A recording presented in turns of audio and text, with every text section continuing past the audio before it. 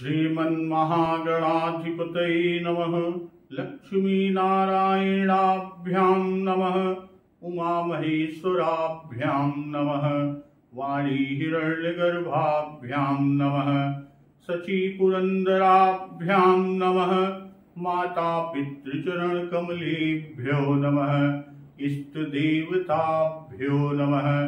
कुलदेवताभ्यो नमः। ग्राम देवताभ्यो नमः।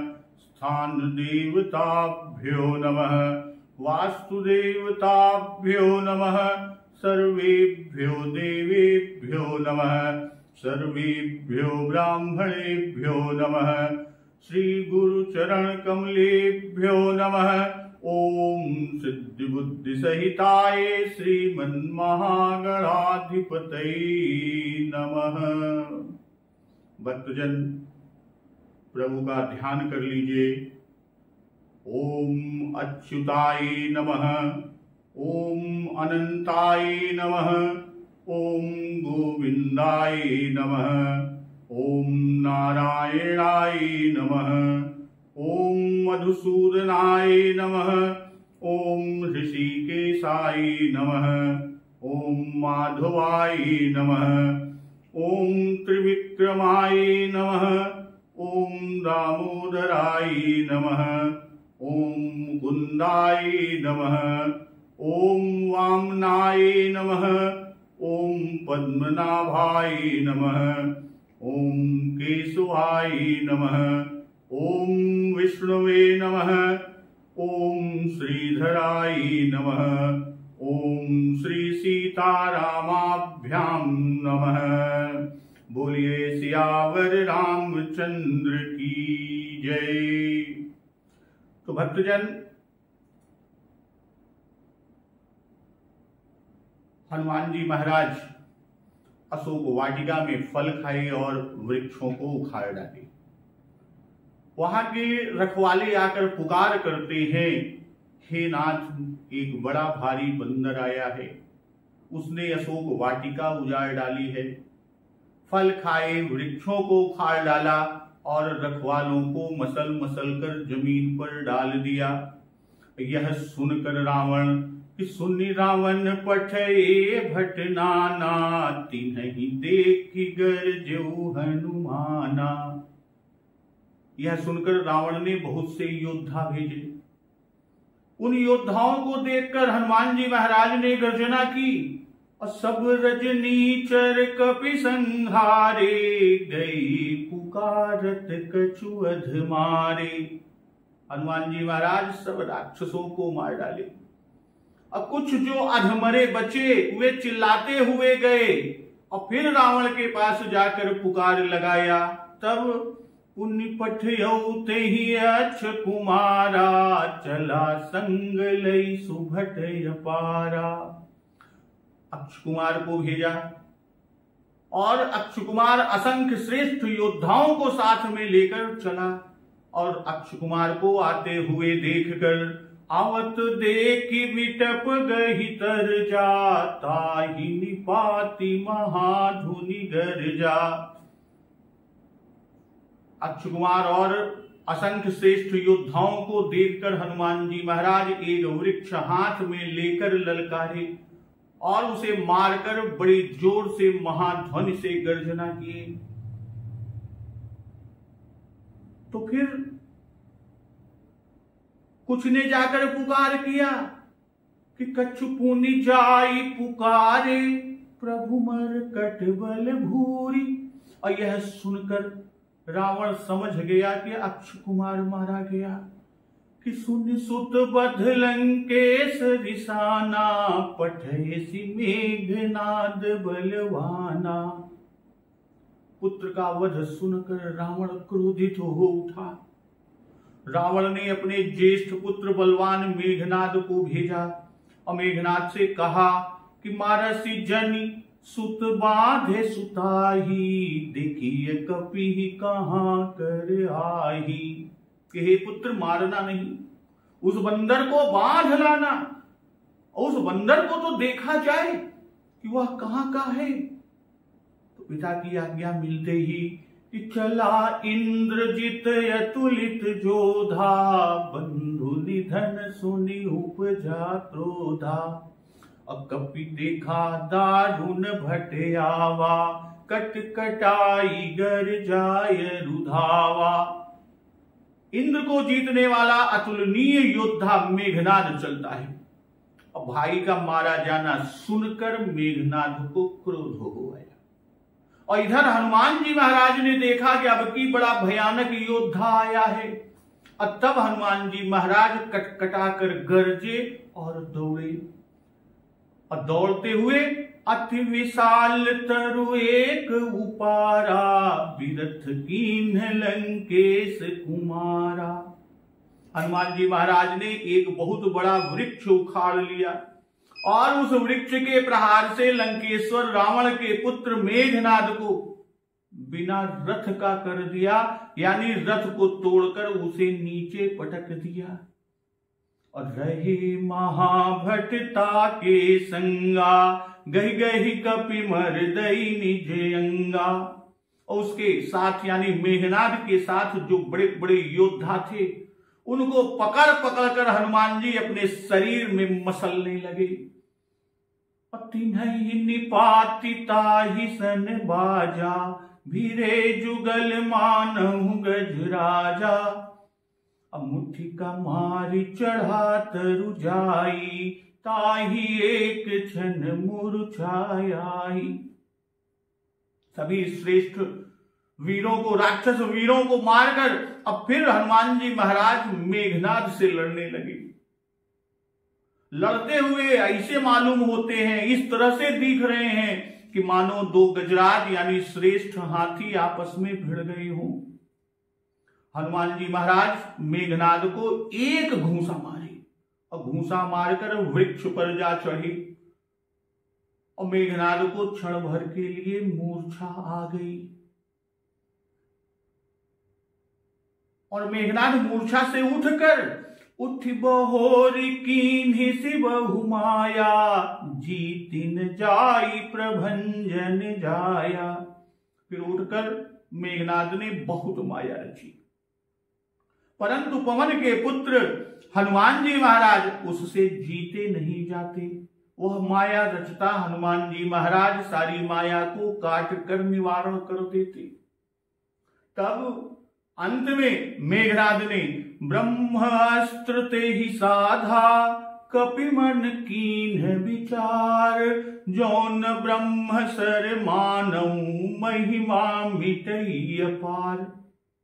और अंत में हार कर मेघनाद ने ब्रह्मास्त्र का प्रयोग किया, ब्रह्मास्त्र संधान किया। तब हनुमान जी महाराज ने मन में विचार किया कि यदि मैं ब्रह्मास्त्र को नहीं मानता तो ब्रह्मास्त्र की अपार महिमा मिट जाती है। तो आज का प्रसंग इसी के आगे कि ब्रह्मवान कपि कहते ही मारा, पर त्यों बार कटकु संहारा। मेघनाद ने हनुमान जी को ब्रह्मबाण मारा, ब्रह्मास्त्र हनुमान जी के ऊपर उसने ब्रह्मास्त्र छोड़ दिया, ब्रह्मास्त्र चलाया, उसका संधान किया। और परत्यु बार कटकु संहारा। हनुमान जी महाराज वृक्ष पर से नीचे गिरे और गिरते समय भी हनुमान जी महाराज ने कटक का नाश किया। अर्थात जितनी दूर तक सेना थी उतनी दूर तक शरीर को बढ़ाकर ऐसे गिरे कि सब पिस गए।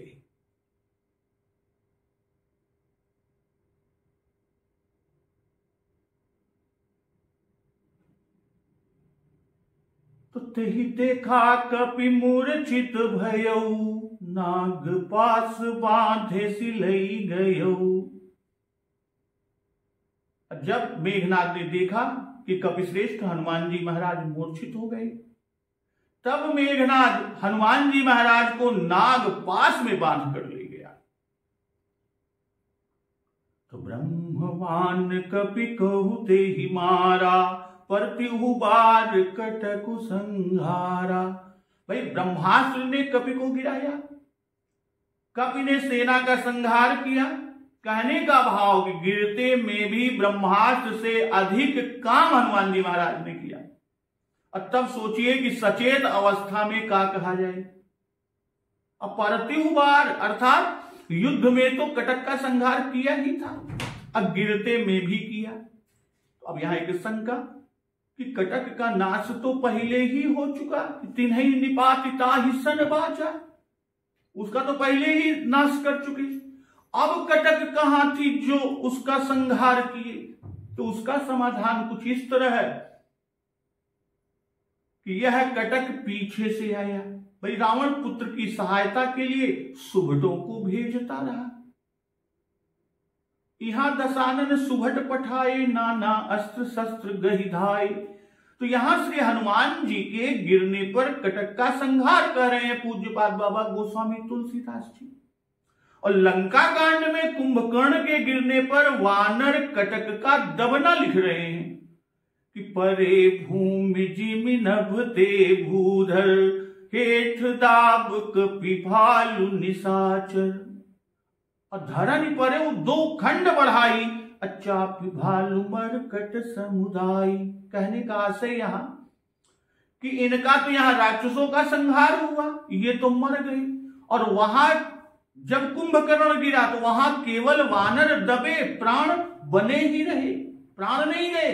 अब पीछे से वे निकल आए, अर्थात कोई मरे नहीं। तो इससे हनुमान जी की उत्कृष्टता को दिखाया। गिरने में भी स्वकार्य साधन ही हेतु है, ब्रह्मास्त्र नहीं। और सेना का संहार करने के लिए भी हनुमान जी महाराज गिरे। और ते ही देखा कपि मूर्छित भयऊ। ते ही देखा, चारों वक्ता भूतवामन भगवान शिव शंकर जी, याज्ञवल्क्य जी, गरुड़ जी और बाबा गोस्वामी तुलसीदास जी, चारों वक्ताओं में कोई भी यह नहीं कहता कि कपि मूर्छित है, यानी कपिश्रेष्ठ हनुमान जी महाराज मूर्छित हैं। और वह मूर्छित है भी नहीं। हनुमान जी महाराज तो ब्रह्मास्त्र का मान रखे। कपि मन कीन्ह विचार, क्या जौन ब्रह्म सर मानो महिमा मिटैये पार। तो हनुमान जी महाराज ब्रह्मास्त्र का मान रखे हैं और इसी से मेघनाद को मूर्छित दिखते हैं। और जब अच्छी तरह मेघनाद ने समझ लिया कि हनुमान जी महाराज मूर्छित हैं, तब वह पास गया। क्यों? ऐसा क्यों? क्योंकि वो समझता है कि यदि कपि केवल दम साधे हुए और मैं पास गया तो अब की मुष्टिका से तो प्राण ही ले लेगा। मुठिका मार चढ़ा तर जाई, ताही एक क्षण मूर्छा। एक मुष्टिका में तो मूर्छा क्षण भर की आई, और अगर अब की बार मुष्टिका प्रहार किया तो उसकी मुष्टिका से, यानी हनुमान जी महाराज की मुष्टिका से मेरा प्राण ही ले लेगा। इसलिए जब यह निश्चय देख लिया कि हनुमान जी मूर्छित हैं, तब निकट गया। कि ते ही देखा कपि मूर्छित भयऊ, नाग पास बांधे सिलई गयऊ। नाग पास बांधे, भाई मूर्छित दशा में ही बांध लिया। क्यों? क्योंकि मूर्छा से जगने पर बांधना संभव नहीं। अब बाधा इससे कि मूर्छा दूर होने पर यह फिर बड़ा उपद्रव करेगा और फिर ब्रह्मास्त्र भी न लगेगा। लई गयऊ से यह बता रहे हैं जन्माए कि ये आप से गए, स्वयं गए, मेघनाद के सामर्थ्य से नहीं गए कि दसमुख सभा दीख कप जाई। और नागपाश से बांधा कि नागपाश बांधे सिलई गयऊ। नागपाश से बांधा क्योंकि जैसे ब्रह्मास्त्र व्यर्थ नहीं हुआ, ठीक वैसे ही यह भी व्यर्थ ना होगा। तो यहां सर्वोपरि प्रभावशाली ब्रह्मास्त्र तथा नागपाश के प्रयोग से मेघनाद का यह अंतिम युद्ध कौशल और श्री हनुमान जी का अजेयत्व को दिखा रहे हैं पूज्यपाद बाबा गोस्वामी तुलसीदास जी। यहां पर हनुमान जी का अजेयत्व प्रतिपादित हुआ। अत्यंत प्रबल पराक्रमी से युद्ध होने में नागपाश बंधन ही समर्थ होता है। व्याल पास बस भय खरारी। जब मेघनाद इंद्र को जीतकर बांध ले कर गया, तब ब्रह्मा जी ने इंद्र को जाकर छुड़ाया और उसके बदले में, इंद्र को छुड़ाने के बदले में ब्रह्मास्त्र दिया और कहा कि वह यह अमोघ है। हनुमान जी को यह आशीर्वाद ब्रह्मा जी ने दिया कि ब्रह्मास्त्र भी तुम्हारा कुछ न कर सकेगा, और यदि कुछ करेगा भी तो केवल 2.5 दंड तक, तत्पश्चात तुम उससे विमुक्त हो जाओगे। और नागपाश वरुण का दिया हुआ अस्त्र है। तो मेघनाद ने सोचा कि यदि ब्रह्मपाश में मैं इसको बांध ले गया तो इसमें मेरी कौन वीरता कही जाएगी, क्योंकि ब्रह्मपाश से तो सभी फंस सकते हैं, ब्रह्मपाश तो सभी फंस सकते हैं। इससे नागपाश में इंद्रजीत ने बांधकर हनुमान जी महाराज को ले गए। अब वाल्मीकि जी के मत के अनुसार परत्यु बार और तही देखा कभी मूर्छित भयऊ का भाव यह होगा कि ब्रह्मास्त्र मर्म वेत्ता। मेघनाद ने अब यह जान लिया कि हनुमान जी इससे भी अवध्य हैं, नहीं तो मर ही जाते, केवल मूर्छित न होते, इसलिए उनको ब्रह्मास्त्र से तुरंत बांध लिया। तो भूतभावन भगवान शिव शंकर जी मां भवानी से कहते हैं कि जासु नाम जपि सुनहु भवानी, भव बंधन काटहि नर ज्ञानी। तासु दूत की बंध तरुआवा, प्रभु कारज लगी कपि बधावा। हे भवानी सुनो, जिसका नाम जप कर ज्ञानवान मनुष्य भव बंधन काट डालते हैं, उनका दूत क्या कभी बंधन में आ सकता है। तासु दूत की बंध तरुआवा, अप्रभु कारज लगी कपि ही बधावा। अर्थात भव बंधन के आगे नागपाश तो कुछ भी नहीं है, सिर्फ और सिर्फ प्रभु के कार्य के लिए, अपने स्वामी प्रभु श्री राम जी के काम के लिए ही कपिश्रेष्ठ हनुमान जी महाराज ने अपने को बंधाया। तो जासु नाम जपि सुनहु भवानी, भव बंधन काटहि नर ज्ञानी। श्री शिव जी और पार्वती जी, श्री भुसुंड जी और गरुड़ जी, श्री याज्ञवल्क्य जी और भरद्वाज जी के जोड़े बीच बीच में सांकेतिक रूप से अपने विचार उसी प्रकार प्रकट करते जाते हैं, जैसे महाकाव्य संबंधी नाटकों में दूर से उज्जवल गोले में कृष्ण भगवान द्रौपदी के चीरहरण के समय अपना दुपट्टा फेरते दिखाए जाते हैं। यहां कहते हैं कि भव बंधन काटहि नर ज्ञानी। नर ज्ञानी कि ज्ञान होने पर नाम जपे तब भव बंधन कटता है, और नाम का तो बड़ा महत्व है।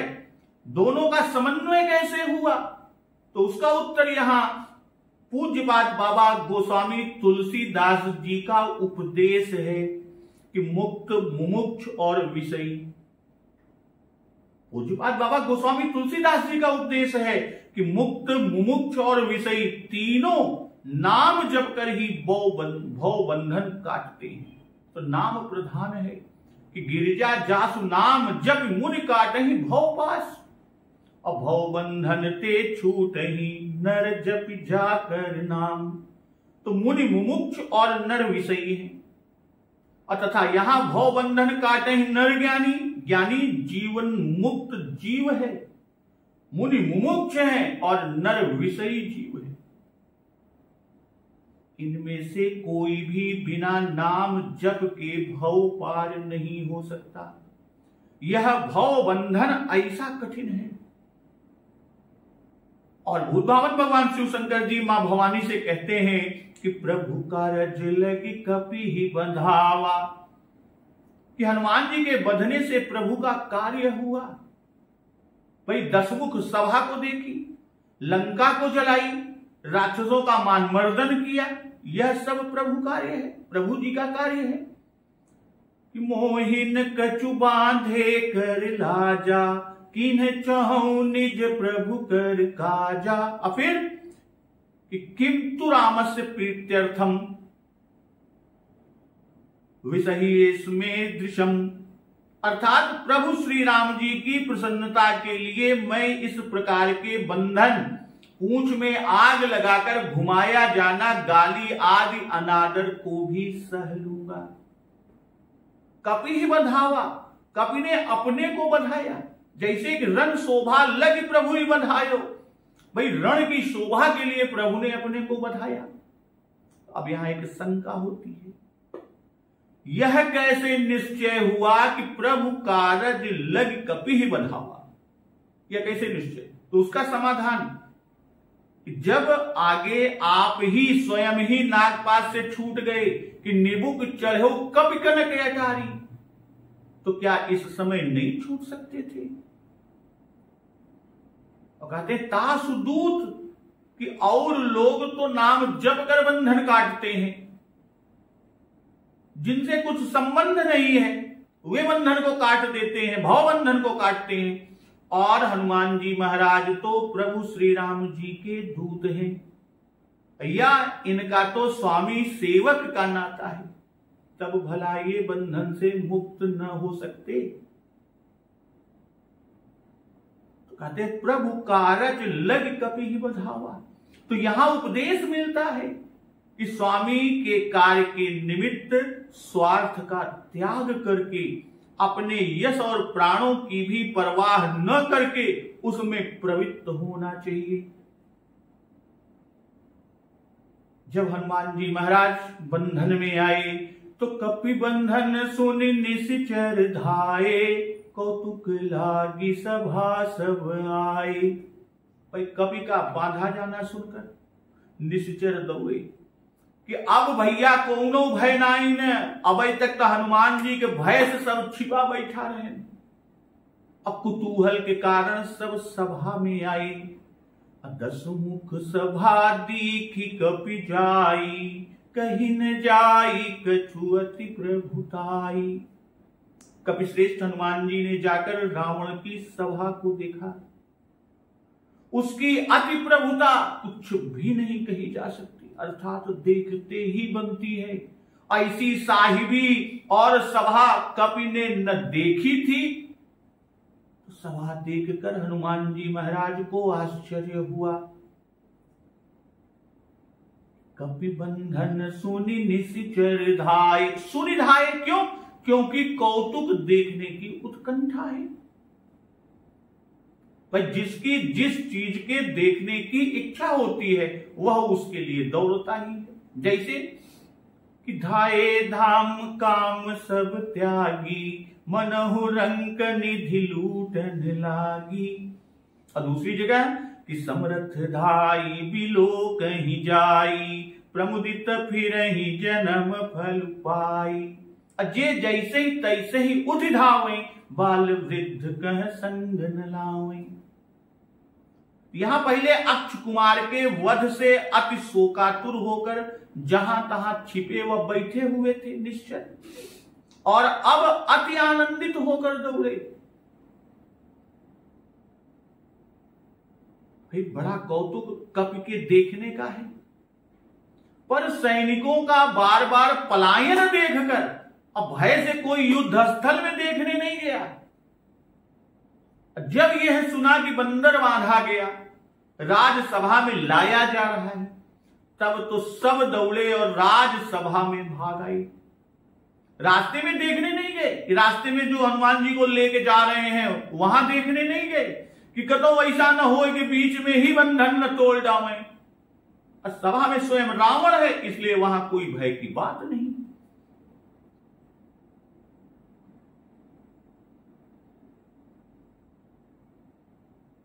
कौतुक लाग,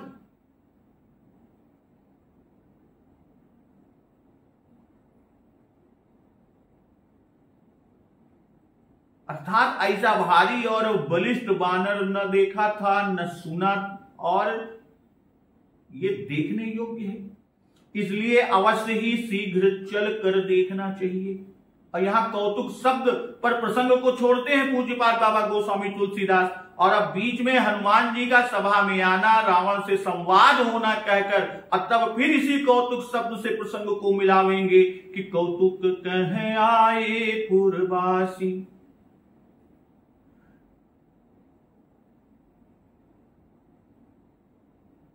श्रीलम गोड़ा जी ने अपने विश्व साहित्य में श्री रामचरितमानस अंतर्गत हास्य रस में खिलाड़ी श्री हनुमान जी के करतब दिखा ही दिए हैं।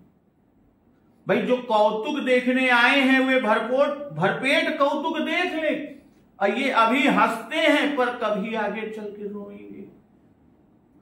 तो 10 मुख सभा दीखी कपि जाई, कहने का भाव कि चारों ओर स्वर्ण के हजारों खंभे लगे हैं, ऊपर रत्न मंडप है, नीचे स्फटिक मणि का फर्श है और मध्य में रावण का सिंहासन है। सब खंभों आदि में रावण आदि का प्रतिबिंब झलक रहा है। पहचान ही नहीं पड़ता कि इसमें कौन असली रावण है और कौन प्रतिबिंब है। अब यहां हनुमान जी की बुद्धिमानी तो देखिए कि हनुमान जी महाराज ने देखा कि अमुक रावण के पहले हाथ उठाने से अन्य सबका हाथ उठता है और उसी के सिर हिलाने से सबके सिर हिलते हैं। इस तरह अमुक ही असली रावण और बाकी सब प्रतिबिंब हैं। हनुमान जी ने सभा में देखा क्या कि कर जोरे सुर दिसिप विनीता, भृकुटि बिलोकत सकल सभीता। देवता और दिक्पाल हाथ जोड़े अब बड़ी नम्रता से भय सहित सब रावण की भौं ताक रहे हैं।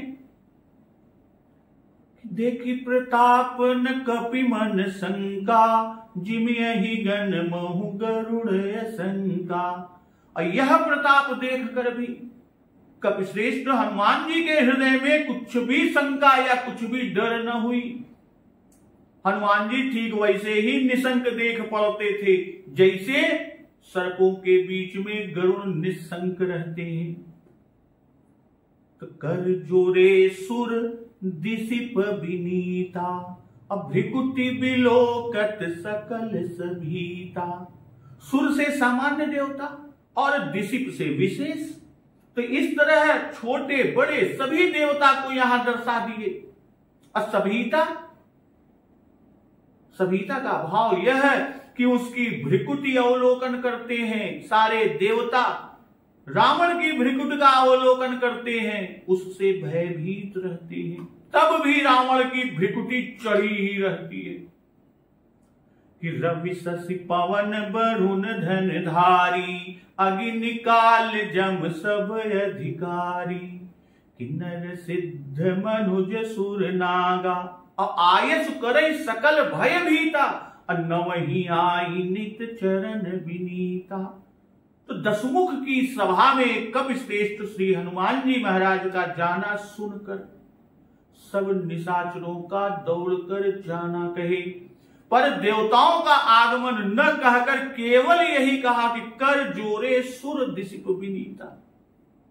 इस भेद द्वारा यह जन्माया पूज्यपाद बाबा गोस्वामी तुलसीदास जी ने कि देवता 8 पहर हाजिर रहते हैं। सभा के प्रारंभ में ही वे आकर खड़े हो जाते हैं। हनुमान नाटक में उल्लेख है कि अप्यष्टौ ते लोकपाला, मम भय चकिताः पाद रेणुं ववन्दुः।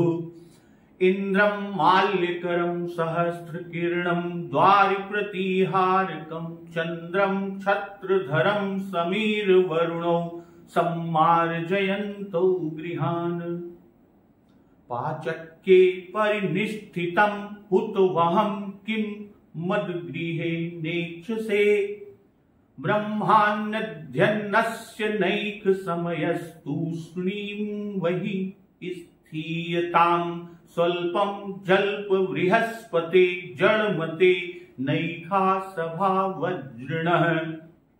स्तोत्रम संहर नारद, स्तुति कथा लपैरलम तुम्भरो। हनुमान नाटक में जो लिखा कि रावण अंगद से कहता है कि अष्टलोकपाल भय से चकित होकर मेरे चरण रेणु की वंदना करते हैं। इंद्र तो माली है, सूर्य ड्योढ़ीदार है, चंद्रमा छत्र धारण करने वाला है, पवन और वरुण झाड़ू बरदार है, अग्नि रसोई बनाने में मेरे यहां स्थित रहता है। क्या तू यह नहीं देख रहा है? रावण का एक प्रतिहार ब्रह्मा आदि को फटकार रहा है कि हे ब्राह्मण, यह पठन का समय नहीं है, चुप होकर बाहर बैठो। हे जलमति बृहस्पति, यह इंद्र की सभा नहीं, थोड़ा बोलो। हे नारद, इस स्तोत्रों को रहने दो। फिर जैसे कि वेद पढ़ई विधि शंभु सभीत, पुजावन रावण सो नित आवई, दानव देव दयावने दीन दुखी, दिन दूर हिते सिरुनावई। ऐसे भाग भगे 10 भालते, जो प्रभुता कवि को विद गावई। कवितावली में उल्लेख है। और यही सब अति प्रभुताई व प्रताप है कि 10 मुख सभा दीख कपि जाई, कहीं न जाई कछुअति प्रभुताई। और है क्या? कर जोरे सुर दिसिप विनीता, भ्रिकुटि बिलोकत सकल सभीता। तो प्रताप देखकर हनुमान जी महाराज को शंका न हुई। यह कहकर दर्शा रहे हैं, यह बता रहे हैं कि हनुमान जी का पराक्रम समस्त देवताओं और समस्त राक्षसों से अधिक है। बाहुक में उल्लेख है, पंचमुख छमुख भृगु मुख्य भट असुर सुर, सर्व सरि समर समरथ सूरो, बाकुरो वीर विरुदैत विरुदावली, वेद बंदी वदत बैज पूरो। वाल्मीकि रामायण में है कि मैं अकेला ही निसंदेह सारी लंका को घोड़ों और हाथियों सहित नाश कर सकता हूं। मैं अकेला ही सब राक्षसों से युद्ध करने को समर्थ हूं। तो देखी प्रताप न कपि मन शंका। इसका एक दूसरा भाव कि रावण का प्रताप सुनकर ही भय उत्पन्न होता है कि धम श्रवण सुने ही नहीं मोही, देखे अति असंक सठ तो ही। पर हनुमान जी महाराज प्रताप देख कर भी संकित हृदय नहीं हुए कि जिमि अहिगण मह गरुण शंका। भाई अहिगण को देखकर गरुण को भक्षण करने का उत्साह होता है, वैसे ही राक्षसों को देखकर हनुमान जी को इनके वध का उत्साह होता है। गीतावली में है कि देखी मैं 10 कंठ, सभा सब मोते को न सबल तो। फिर जैसे गरुड़ को देखकर सर्पों को भय होता है, वैसे ही हनुमान जी को देखकर राक्षस संकित होते हुए कि ऐसा न हो कि हनुमान जी महाराज बंधन से छूट जाएं, तो फिर बड़ा उत्पात या अनर्थ करें। तो रावण का प्रताप देखकर शंका न हुई। क्यों? क्योंकि उनके हृदय में, हनुमान जी महाराज के हृदय में श्री राघव सरकार का प्रभु प्रताप भरा है, जो उनके प्रताप से अधिक है कि प्रभु प्रताप ते गरुण ही, खाई परम लघुव्याल। और प्रभु प्रताप कपि सहज शंका, रन बाकुरा बाली सुत बंका। तो कपि ही बिलो की दशानन। कपि श्रेष्ठ हनुमान जी महाराज को देखकर रावण कि कपि ही बिलो की दशानन, बेहसा कही दुर्बाद, सुत बध सुरति कीन्ह पुनि, उपजा हृदय विषाद। हनुमान जी महाराज को देखकर रावण दुर्वचन कहकर 10 मुखों से खूब हंसा। और फिर सुतवध अक्षय कुमार का वध का स्मरण हो आया और वह स्मरण किया तो हृदय में शोक और दुख उत्पन्न हो गया। तो बिहसा कही दुर्बाद, अर्थात इस प्रकार हनुमान जी का तिरस्कार किया। भाई दुर्वाद का स्वरूप पूज्यपाद बाबा गोस्वामी तुलसीदास जी ने कहीं पर भी प्रायः प्रकट नहीं लिखा कि लखन कहे कछु वचन कठोरा, इतना ही कहा। और उसी तरह कि मरम वचन सीता जब बोला, सीता जी के मर्म वचन को भी नहीं कहा, बस इतना ही कहा अब कही दुर्वचन क्रुद्ध दस कंधर, और फिर कि तेहि कारण करुणानिधि कहे कछुक दुर्बाद, सिर्फ इतने तक ही उल्लेख किया। कहीं पर भी पूज्यपाद बाबा गोस्वामी तुलसीदास जी ने प्रकट उल्लेख नहीं किया। और यहां रावण की तन, वचन और मन तीनों दशाओं को दिखाया कि कपि ही विलोह की दशानन, यह तन की दशा, और कही दुर्वाद यह वचन की दशा, और उपजा हृदय विषाद यह मन की दशा है। पहले जब सुत वध सुना था तब क्रोध हुआ था, अब क्रोध का काम हो चुका, शत्रु बंध कर आ गया, उसे देखकर स्मरण हो आया कि ओहो इसी ने हमारे पुत्र का वध किया है।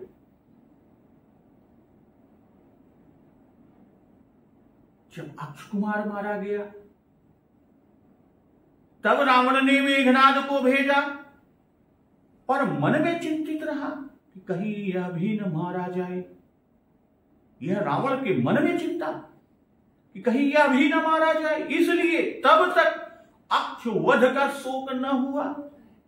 और जब कपि बंध कर आ गया, यानी हनुमान जी महाराज नागपाश में बंध कर दरबार में आ गए और रावण का चित्त स्वस्थ हुआ, तब सुत वध का स्मरण किया।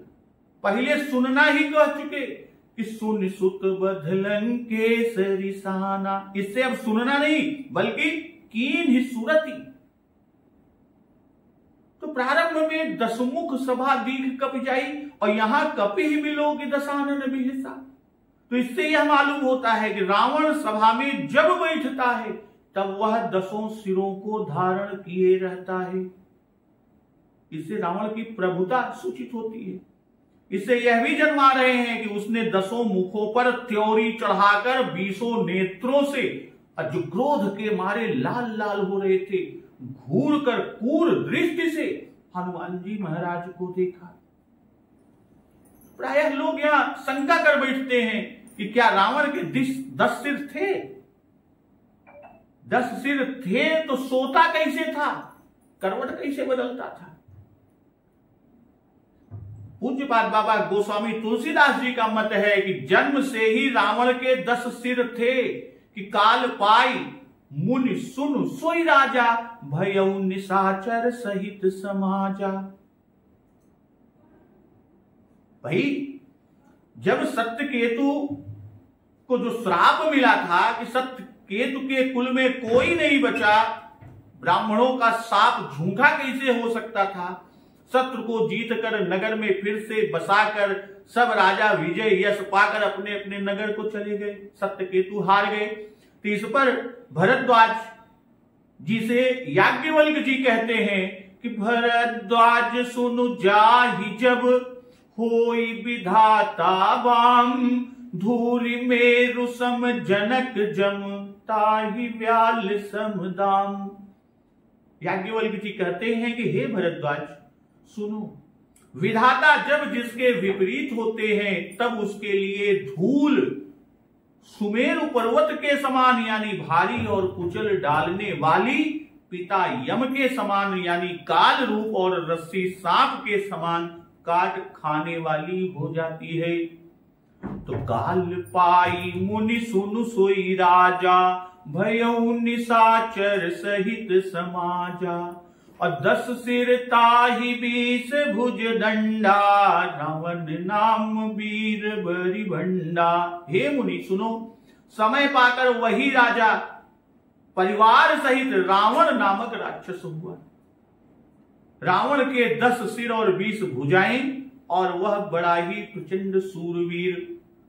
अभूप अनुज अरिमर्दन नामा, भयउ सो कुंभकर्ण बल धामा। अरिमर्दन नामक जो राजा का छोटा भाई, वह बल का धाम कुंभकर्ण हुआ। असचिव जो रहा धर्म रुचि जासु भयो विमात्र बंधु लघुतासु। जो उसका मंत्री जिसका नाम धर्म रुचि था वह रावण का सौतेला भाई, विमात्र बंधु सौतेला छोटा भाई हुआ। और वह ही क्या सभी निशाचर कामरूप, वे जिस समय जैसा रूप चाहते धारण कर सकते थे कि काम रूप खल जिनसे अनेका, अकाम रूप जा नहीं सब माया। इसलिए सोते समय उसके एक सिर रहता, यह मान लेने में कोई आपत्ति नहीं आ सकती। जैसे सहस्त्रार्जुन के संबंध में बालकांड में उल्लेख है कि वह सदा द्विभुजचारी था, द्विभुजचारी था, दो भुजाओं से, पर संध्या तर्पण और युद्ध आदि में उसके 1000 भुजाएं हो जाती थी। अब वाल्मीकि रामायण में हनुमान जी ने जब रावण को सोते देखा तब एक ही सिर और 2 ही भुजाएं देखी कि ददर्श स कपिस्तस्य बाहु शयन संस्थितौ मंद रस्यांतरे सुप्तौ महाही रुसिता विव। अर्थात बिछौने पर फैली हुई रावण की दोनों भुजाओं को हनुमान जी महाराज ने देखा। उस समय वे दोनों भुजाएं कुछ ऐसी जान पड़ी मानो मंदराचल पर्वत की तलहटी में 2 क्रुद्ध सर्प सो रहे हो।